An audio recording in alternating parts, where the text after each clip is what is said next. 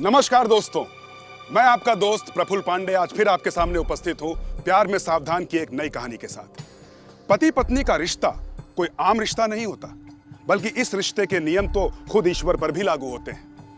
लेकिन अक्सर हमें देखने को मिलता है कि पति अपने आप को हमेशा से ऊंचा दर्जा देते आए हैं और लाख शोषण होने के बावजूद भी ये पत्नियां रिश्तों की डोर को संभालने में हमेशा उलझी रहती हैं। आखिर क्यों होता है? ऐसे ही सवाल का जवाब है हमारी आज की कहानी। ये एक ऐसे रिश्ते पर आधारित है जिसके कमजोर बुनियाद के चलते एक शाख जन्म लेती है, और ये शाख यहीं पर नहीं रुकती, बल्कि अपने शिकंजे में पूरे परिवार के एक एक शख्स को जकड़ लेती है। देखिए मैं आपसे माफी मांगता हूँ। प्लीज हमें इस घर से मत निकालिए। देखो, माफी का समय खत्म हुआ, इसलिए ये सामान उठाओ, निकलो यहाँ से। अरे कुछ नहीं तो मेरी फैमिली का तो ख्याल कीजिए। मैं एक बहुत छोटी सी कंपनी में काम करता हूँ, और आपने अगर हमें यहाँ से निकाल दिया तो बाहर तो घर बहुत महंगे हैं, मैं अफोर्ड भी नहीं कर पाऊंगा। वो सब मैं नहीं जानती, तुम तो बस ये फटाफट उठाओ और निकलो यहाँ से। प्लीज कुछ नहीं तो मेरी बेटी के बारे में सोचिए। वो बहुत छोटी है अभी, उसका स्कूल भी यहाँ से पास है, उसे सहूलियत होती है। बेटी?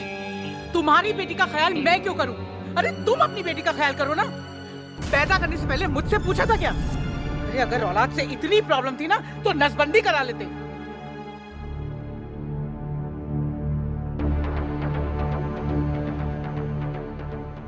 सीमा, उठाओ सामान, अब हमें भी नहीं रहना ऐसे घर में। हाँ तो निकलो ना, रोक कौन रहा है?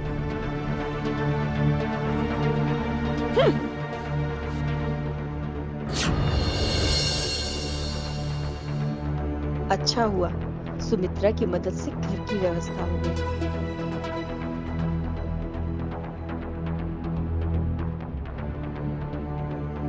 अरे मैडम जी, ये क्या? ये बैग बहुत भारी, मैं ले चलता हूँ इसे। रख, बैग नीचे रख। मैं सब समझता हूँ, एक छोटा सा बैग अंदर ले जाने के बहाने अंदर जाके मोटी टिप लेते हो। मेरे सामने तुम लोग ये चालाकियां नहीं चलेंगी, समझे? अब तुम खड़ी खड़ी क्या देख रही हो? हाँ, घर यहीं बसाना है, चलो।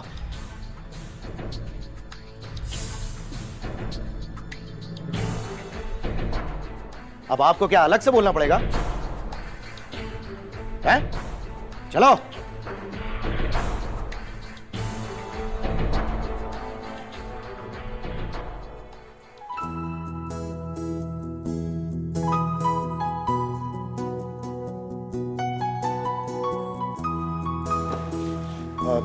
तुम जरा ये सामान अंदर रखो, मैं जरा फ्रेश होके आता हूँ।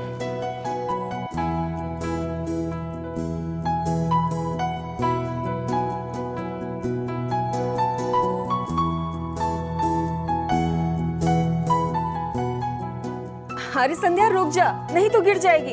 इतनी जल्दी नई जगह से घुलना मिलना अच्छी बात नहीं।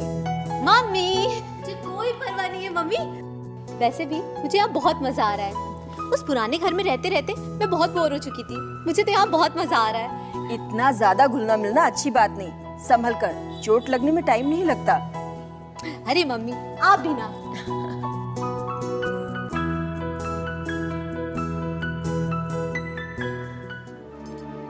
ये ट्रायंगल सॉल्व करने के लिए तुम्हें ये फॉर्मूला याद करना पड़ेगा, PVP/HHB।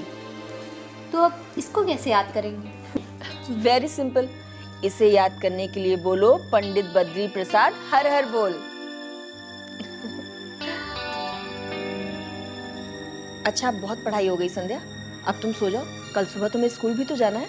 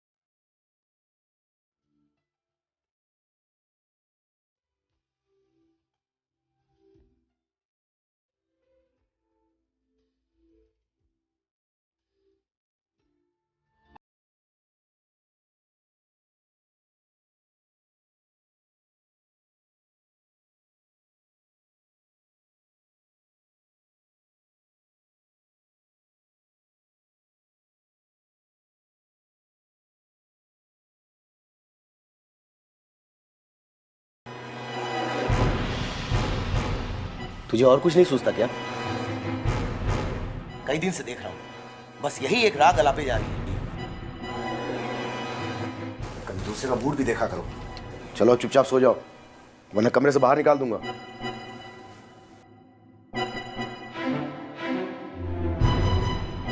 मुझे सब पता है आजकल आप कहाँ जाते हैं और क्या करते हैं। पहले अपनी पत्नी को तो खुश कर लो, फिर सबको खुश करते रहना। क्या मतलब है तेरा? मैं इधर उधर मुंह मारता रहता हूं?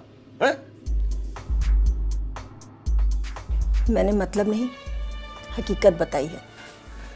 अगर इतनी परेशानी है ना तो निकल जा मेरे घर से। वैसे भी मुझे तेरी कोई जरूरत नहीं है।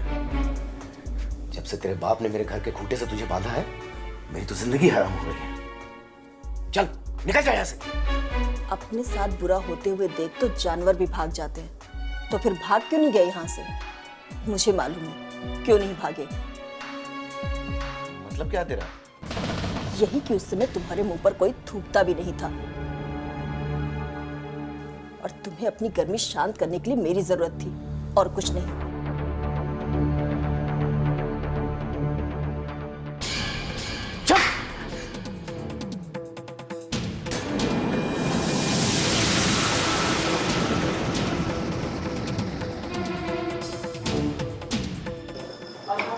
आज से मैं बस से आना, किसी की गाड़ी या बाइक पर मत बैठना। गाड़ी? ये गाड़ी वाले का क्या चक्कर है? कहीं ये किसी लड़के के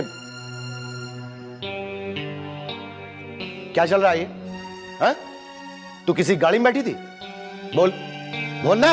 वो तो मैं उसे ऐसे ही सलाह दे रही थी कि कभी भी किसी अनजान शख्स की गाड़ी में ना बैठे। तो ऐसी बातें उसे मत समझाया करो जो उसके दिमाग में चल भी नहीं रही हैं।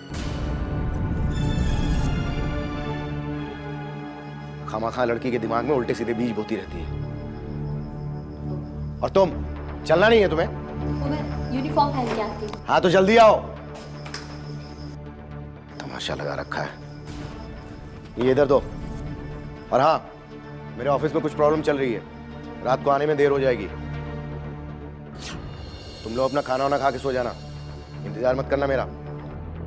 आओ, कितना टाइम लगेगा? हाय पापा।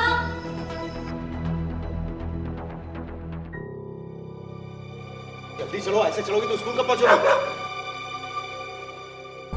हाय संध्या, कैसी है तू? ये तेरे फादर है ना, जिनके बारे में तू अक्सर बताया करती है? हेलो अंकल, मैं रोहन, संध्या का क्लासमेट हूँ। आप लोगों के बारे में संध्या हमेशा बताया करती है, और वो कहा करती है कि आप लोगों के साथ गोवा जाने वाली है, लेकिन आज तक नहीं गई। और अंकल, आंटी के हाथ का खाना तो बहुत ही अच्छा लगता है।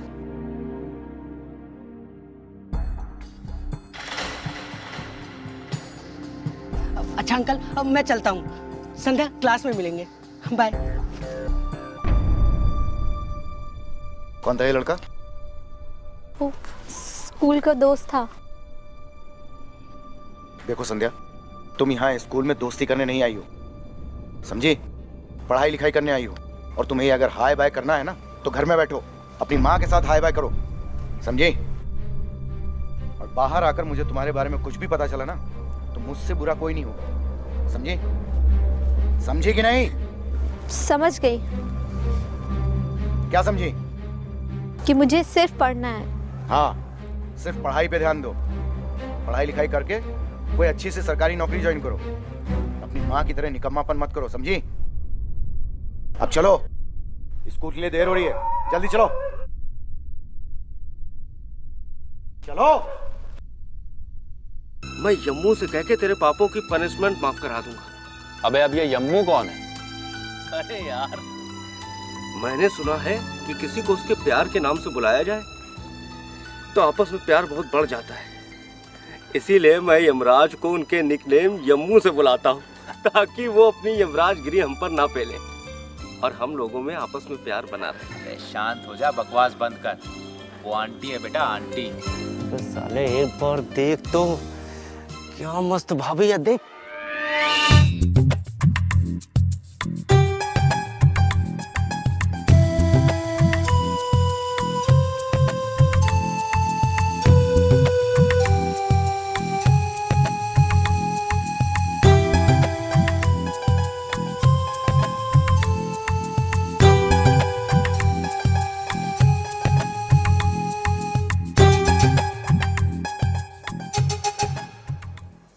अरे यार, मुझे तो हमेशा 17-18 साल वाली समझ में आती है। ये पहला मौका है जब कोई आंटी समझ में आई है। अब तो कुछ करना ही होगा।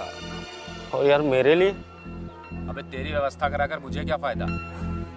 यार मैं तेरा 50% का कर्जा माफ कर दूंगा। तब तो अब इसे सेट करना ही पड़ेगा।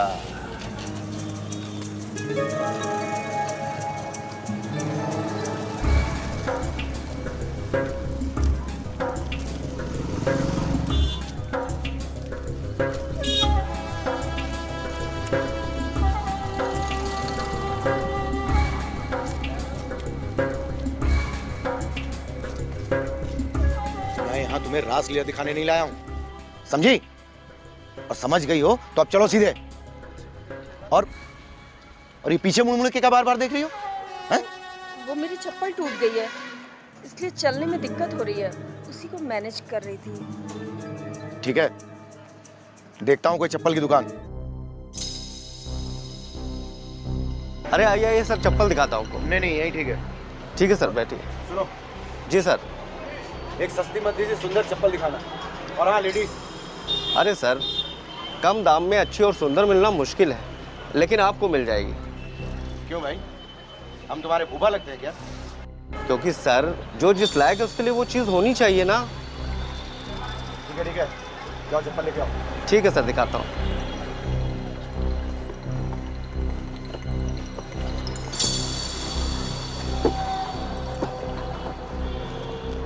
सर ये देखिए, ये कैसी है? बहुत बढ़िया है। नहीं ये और दिखाओ। सर ये देखिए।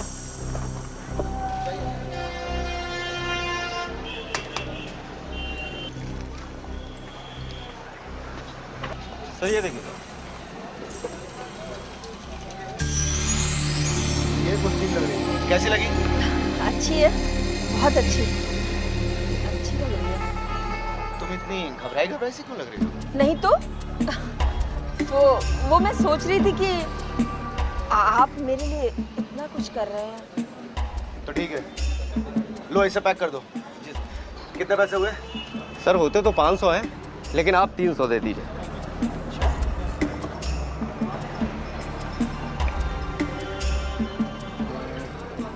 ये लो। ये लीजिए सर। Thank you. पकड़ो इसे। सर फिर आइएगा।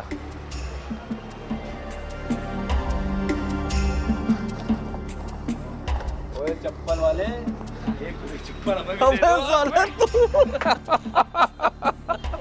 अबे तू अपनी दुकान संभाल, मैं अपनी दुकान संभालता हूँ।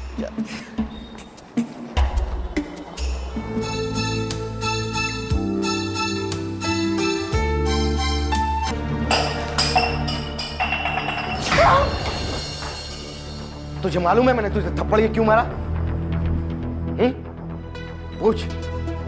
पूछना। क्यों? तू आजकल बहुत इधर उधर घूमने लगी है। और वो लड़का जो सामने वाली बिल्डिंग की बालकनी में हैंगर की तरह हमेशा झूलता रहता है ना, तुझे क्यों लगता है मुझे दिखाई नहीं देता?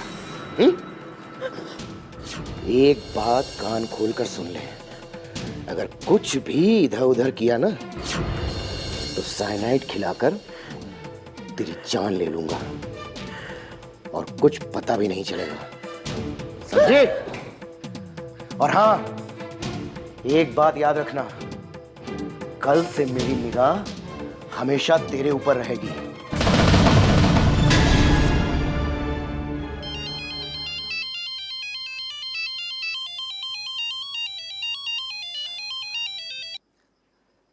Yes sir.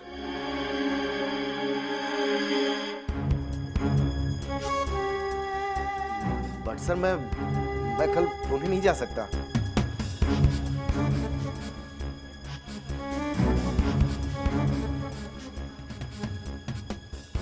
Okay okay sir. साला बाप का नौकर समझ रखा है।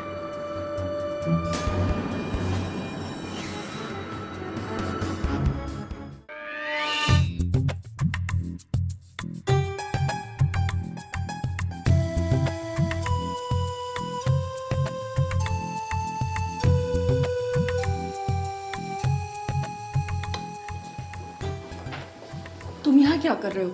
कहीं किसी ने देख लिया तो? मुझे मालूम है तुम्हारा पति पुणे जा चुका है एक मीटिंग में। तुम्हें कैसे पता? क्योंकि मैंने ही तो वो मीटिंग अरेंज कराई है अपने सोर्सेस से। लेकिन तुम ऐसा कैसे कर सकते हो? तुम्हारे लिए तो मैं कुछ भी कर सकता हूँ।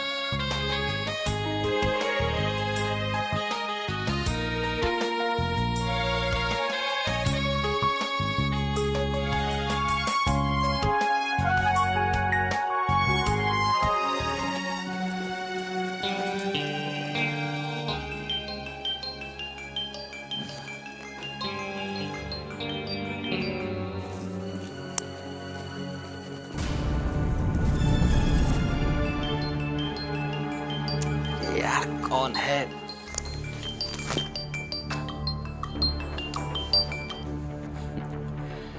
इन भाभी लोगों को एक दिन घास क्या डाल दो, पूरा खेत अपना समझने लगती है। हेलो। फोन क्यों नहीं उठा रहे थे? मैं संध्या को स्कूल छोड़ने जा रही हूँ, दोपहर में मिलूंगी। ये संध्या कौन है? मेरी बेटी, और कौन? तुम अब तक उसे नहीं जानते? बाहर आओ, देखो वो अभी स्कूल जा रही है। अब तक सीमा अपने पति के सनकीपन, चिड़चिड़ाहट और स्ट्रेस से बचने के लिए एक दूसरे रास्ते पर बढ़ चुकी थी। वो रास्ता जो सिर्फ और सिर्फ अंधेरे में जाके खत्म होता है।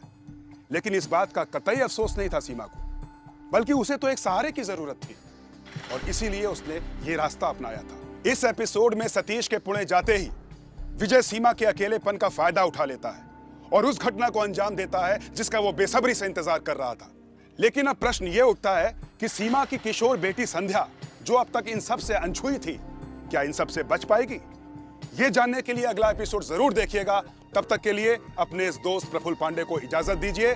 नमस्कार, शुभ रात्रि। मस्त रहिए, खुश रहिए, सतर्क रहिए और प्यार में हमेशा सावधान रहिए।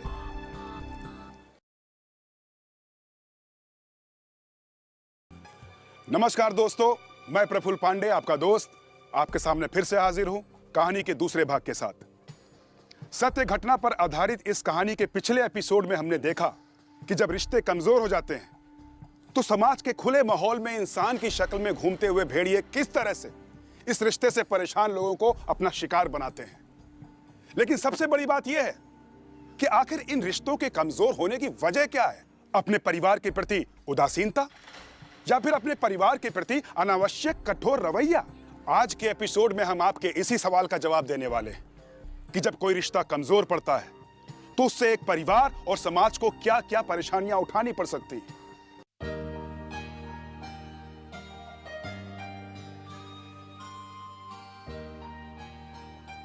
एक बात बोलूं? दो बोल दो। दो बातें बोल दी तो तुम्हें झटका लग जाएगा। अच्छा, तो पहले ही बता दो, कुछ ना कुछ तो सुनना ही पड़ेगा। क्या बोलो? कुछ नहीं, मुझे तो बड़बड़ाने की आदत है।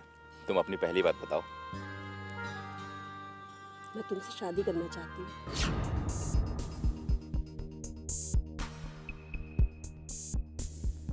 क्या बकवास कर रही हो तुम?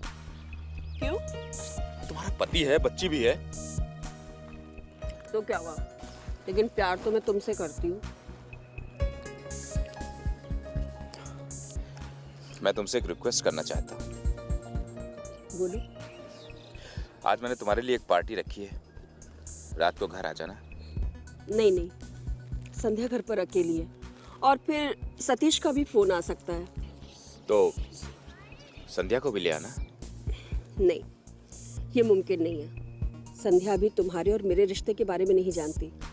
मैं चाहती हूँ कि संध्या पहले तुमसे घुल मिल जाए ताकि तुम्हें एज ए फादर ट्रीट करे। ठीक है, जैसी तुम्हारी इच्छा। रात को तुम्हारे घर आता हूं। चले, देर हो रही।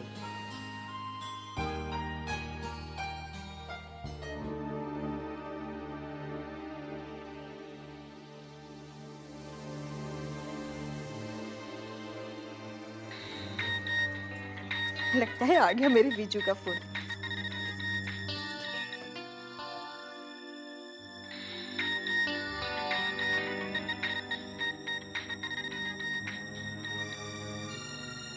हेलो। इतनी देर क्यों लगा दी फोन उठाने में? वो मैं सफाई कर रही थी। अच्छा अच्छा, ठीक है ठीक है। सुनो, मैं आज शाम तक आ जाऊंगा, ठीक है? फिर हमें गांव निकलना है। चाचा जी की डेथ हो गई है, तुम लोग तैयार रहना, ठीक है? जी।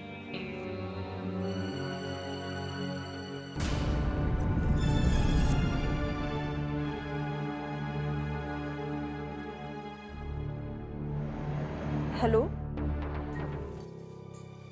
सीमा, सीमा। आई।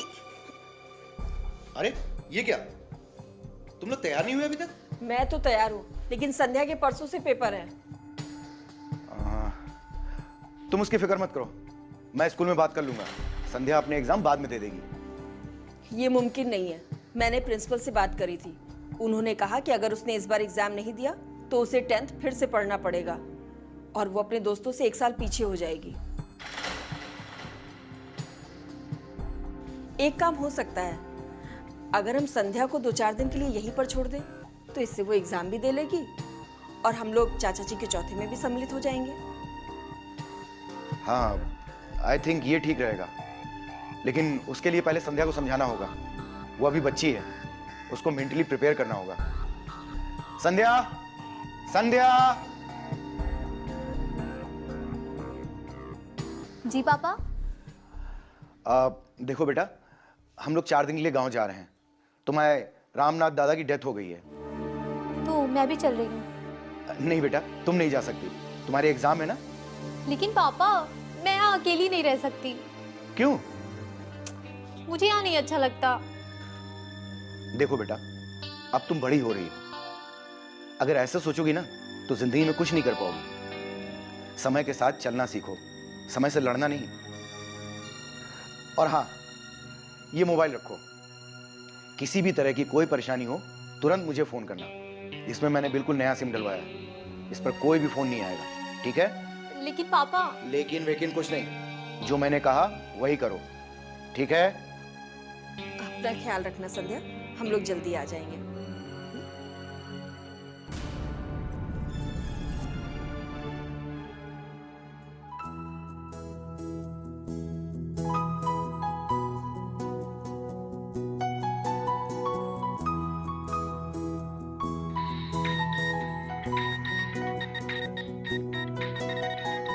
ये किसका नंबर है?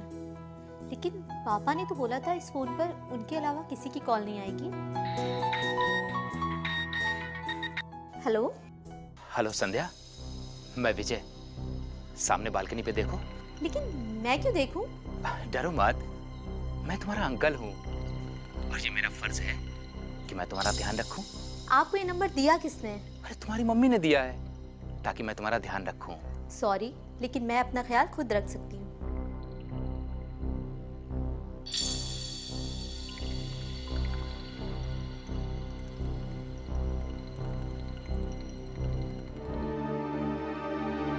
हेलो।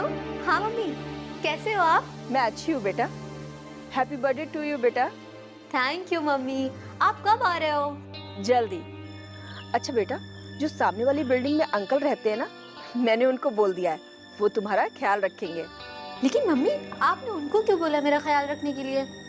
यहाँ मुझे कोई परेशानी नहीं है। अगर कोई भी जरूरत हो तो उन्हें बोल देना, वो बहुत अच्छे अंकल हैं। और हाँ, जो भी तुम्हारे लिए खाने के लिए लाए उसे खा लेना।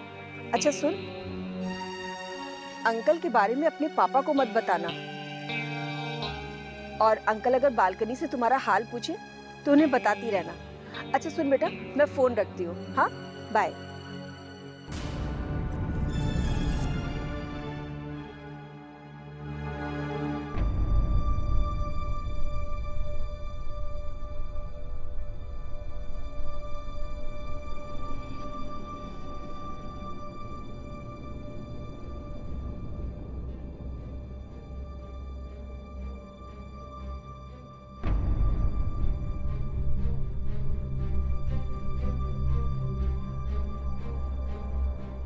चाइल्ड अब्यूज के आज तक लगभग जितने भी केसेस आए हैं, उनका मुख्य कारण माता पिता की उदासीनता रही है।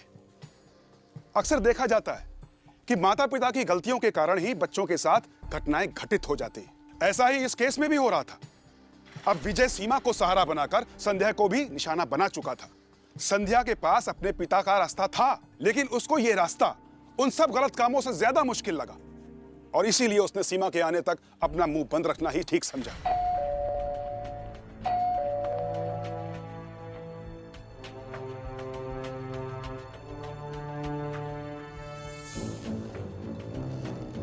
Happy birthday, happy birthday to you, happy birthday to you, happy birthday to you. Thank you uncle. Uncle नहीं, अंकल नहीं, मुझे विजय कहो। कहो विजय। मुझे कोई प्रॉब्लम नहीं है, तुम बोलो ना विजय। थैंक यू विजय। ये हुई ना बात। कम ऑन, सेलिब्रेट करते हैं। Come on.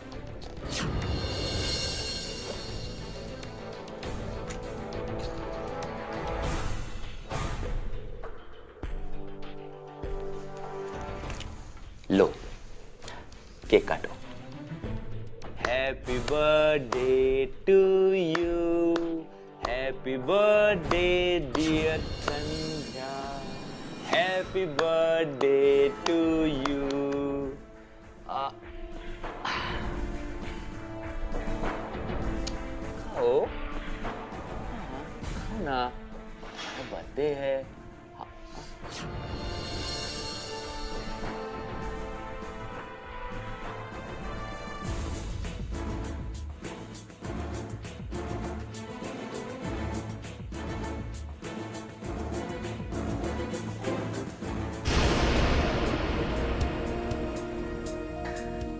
Sandhya low cold drink पियो।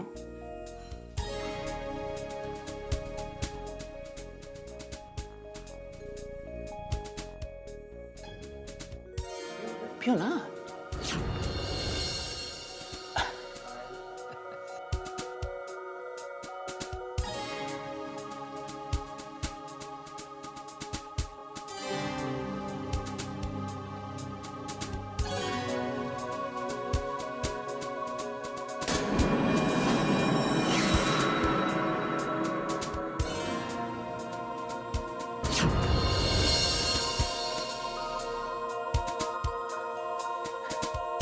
ये लो।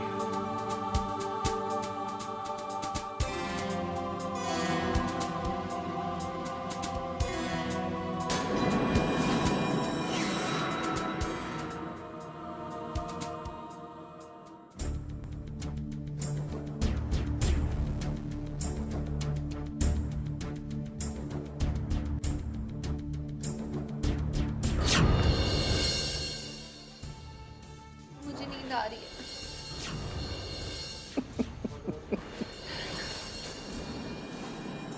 बस आज रात की ही तो बात है। जितना खर्च किया है उतना वसूल तो लूं, फिर तो तुम्हें सोना ही सोना है।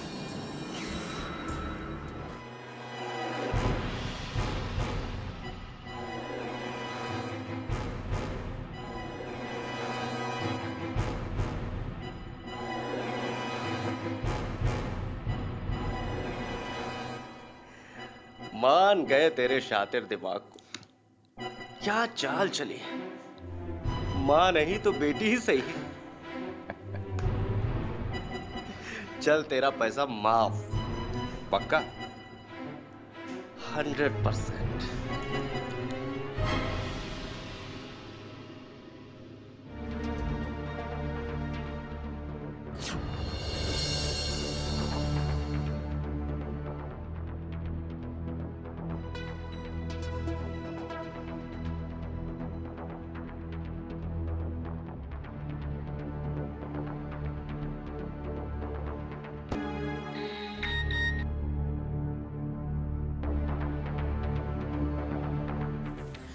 संध्या संध्या संध्या बोलते कुछ क्यों नहीं?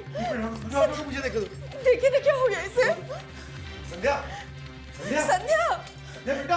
आप डॉक्टर को बुलाइए ना, मुझे बड़ी घबराहट हो रही है। हाँ मैं देखता हूँ।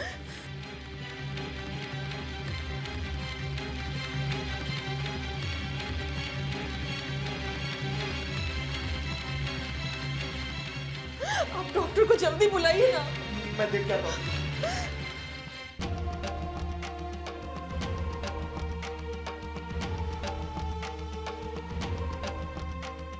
संध्या मुझे वो चाहिए, संध्या मुझे अभी चाहिए, क्या चाहिए मेरी बच्ची? क्या चाहिए बेटा? मुझे वो चाहिए। विजय कहाँ है? हाँ, उसे कहो, उसे जो करना है कर ले, मुझे वो चाहिए।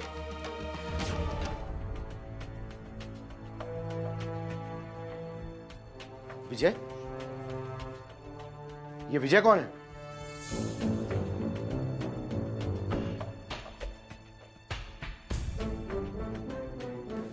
तुम जानती हो उसे? अरे डॉक्टर साहब देखिए, फिर बेहोश हो गई।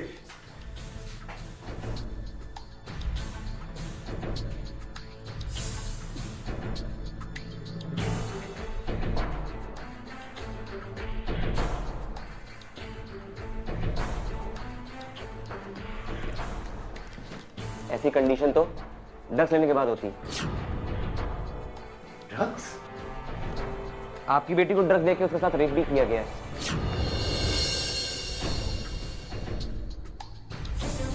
आप लोग इसे कुछ दिन अपने घर पे रखिए, अगर कंट्रोल ना कर पाए तो प्लीज इसे हॉस्पिटल में एडमिट करवा दीजिएगा।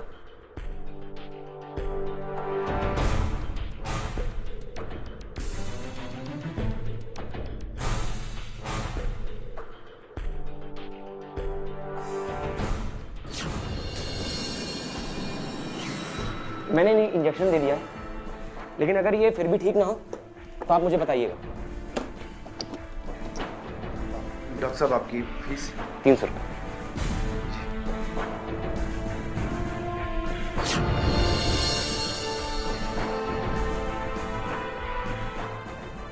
विजय कौन है? मैं तुमसे पूछ रहा हूँ, विजय कौन है? अरे बोलते क्यों नहीं?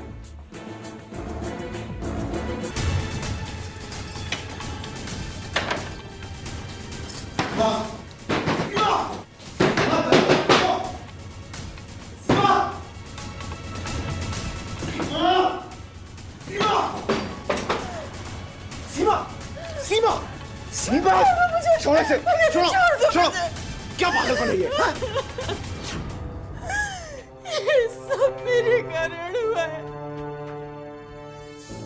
अगर मैंने उस अनजान शख्स पर भरोसा न किया होता तो आज हमारी संध्या के साथ ऐसा कुछ नहीं हुआ होता।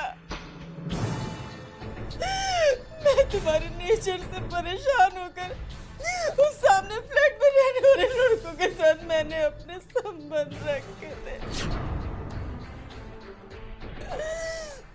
उस पर इतना भरोसा करने लगी थी कि मैंने संध्या को उसके भरोसे छोड़ दिया। ये सब मेरी गलती की सजा है।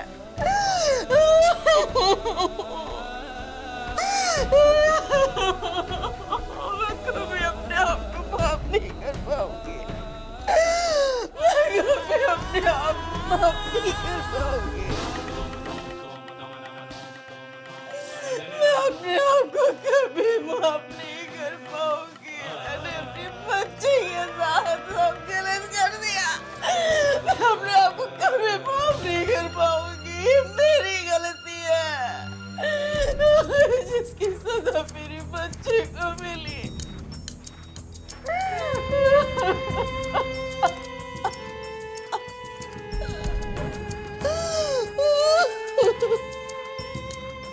मुझे विजय चाहिए, मुझे विजय के पास जाना है। मुझे विजय चाहिए, मुझे विजय के पास जाना है, मुझे विजय के पास जाना है। तू कहीं नहीं जाएगी, तू यहीं रहेगी। मुझे जाने दो। मैंने कहा कि तू कहीं नहीं जाएगी।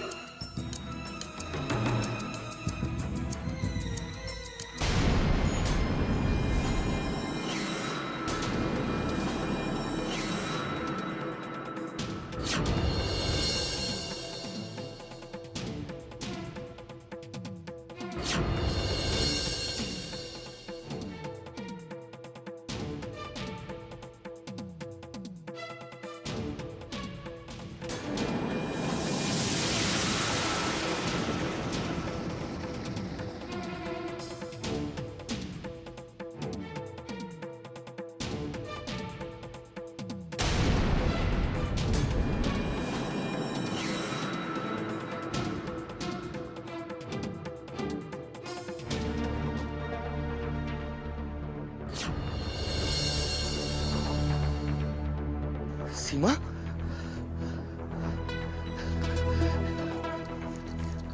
क्या किया ये? पागल, चल।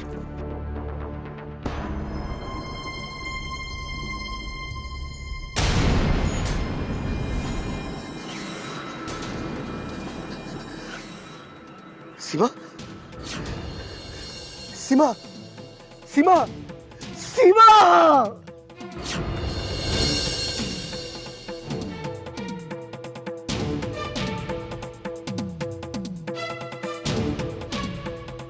देखिए मिस्टर सतीश, हम आपकी पत्नी को तो नहीं, लेकिन इस बार उन्हें हम छोड़ेंगे नहीं, क्योंकि हमें सब कुछ पता चल चुका है। इस बार से क्या मतलब है आपका? मतलब ये कि वो दोनों इससे पहले भी गांजे की स्मगलिंग में पकड़े जा चुके हैं और वो दोनों यहाँ के मंत्री के करीबी रिश्तेदार हैं, और सबूत ना होने की वजह से उन्हें हमें मजबूरी में छोड़ना पड़ा, लेकिन अब वो नहीं बच पाएंगे।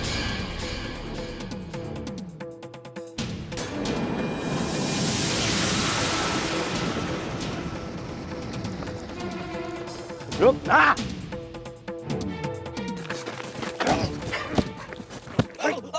भागिए, या अभी और भागना है? चल।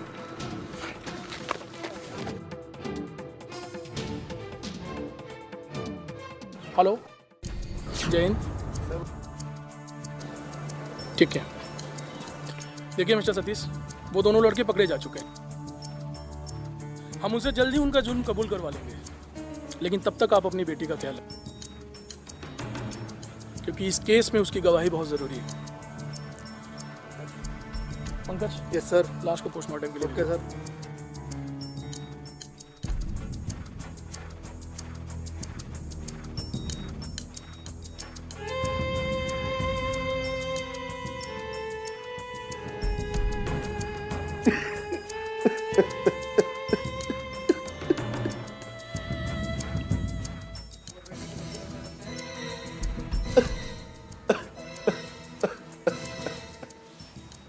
अपने परिवार के प्रति लापरवाही किसी भी बड़ी दुर्घटना को अंजाम दे सकती है।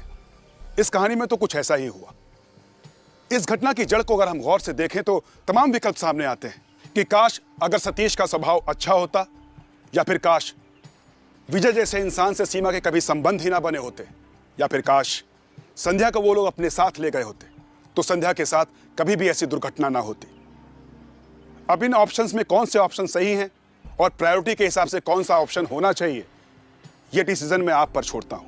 इसी के साथ दोस्तों, अपने इस दोस्त प्रफुल्ल पांडे को इजाजत दीजिए। अगली कहानी में आपसे फिर मुलाकात होगी। तब तक के लिए शुभ रात्रि। सतर्क रहिए, चौकन्ने रहिए और प्यार में सावधान जरूर रहिए।